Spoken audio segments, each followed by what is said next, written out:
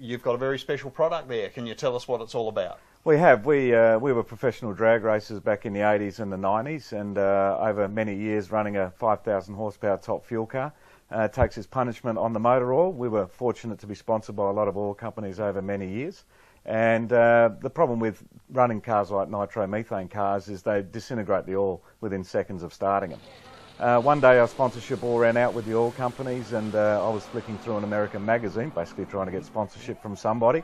Came across an oil, ULX110 proven custom blend oil, and basically it said it wouldn't break down under these alcohol fuels, it would give horsepower and fuel economy and all these things, and I guess I believed him and rang him up. Back then there was no emails or things like that in the mid-90s, and spoke to this guy by the name of Dave Klein and said, look, we run a top fuel car and we're sponsored by a couple of American companies, bearing companies, and would you be interested in supporting us? And he said, happy to fly some down and see what you think. So we flew it down in the mid-90s.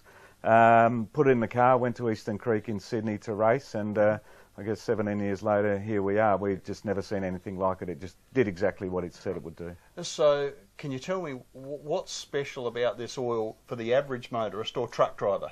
Okay, look, I guess we've got a proprietary additive in there that no other oil company in the world has, and it is custom blended, so it's basically made like a Grange Hermitage wine. It's not made in commercial volumes, but it's made for a purpose, not to a price. And what it does is make horsepower, which gives you fuel economy, and the average over, if you took 10 vehicles, is about 7% fuel economy gain, which is what our trucks are getting. Makes horsepower, so for the racers, they're always looking for horsepower, and I guess, horsepower is expensive to make.